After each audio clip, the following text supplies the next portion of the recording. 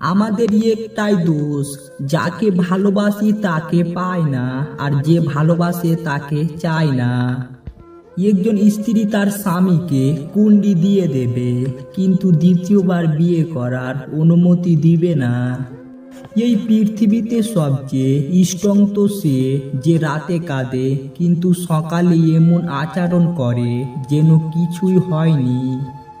সেই মেয়েটা সত্যি খুবই লাকি, যার ভালোবাসার মানুষটার রোজগার কম থাকলেও চরিত্র আর ভালোবাসাটা একদম খাঁটি। এই একটি কাজ করলে সে দিন রাত আপনার কথাই ভাববে। নাম্বার 1, অপেক্ষা করান।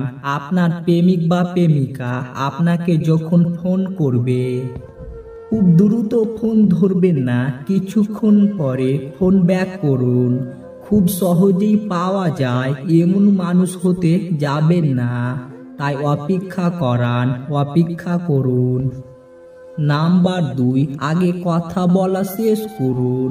নাম্বার 3, রহস্য রাখুন। কাউকে ভালোবাসবেন বলেই তার কাছে নিজেকে উজাড় করে দেবেন না, তা কিন্তু নয়।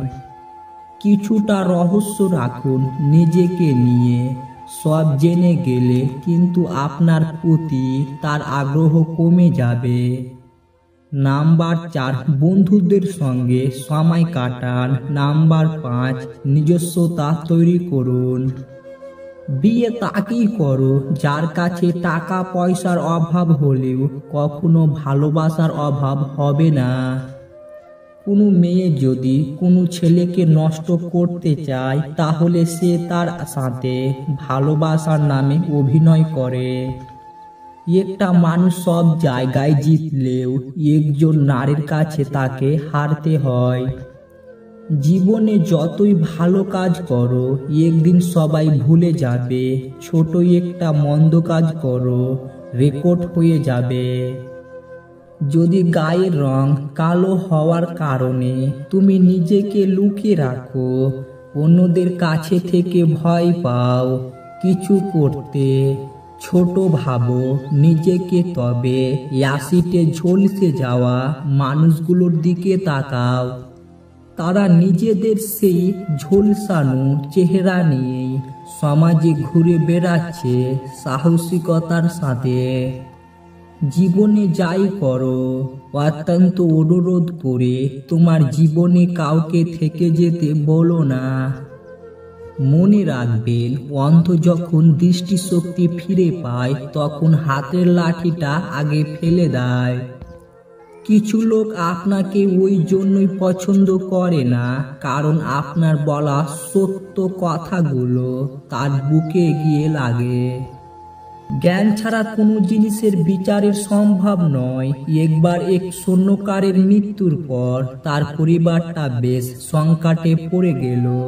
খাদ্য বস্তু দেখা দিল চরম অভাব।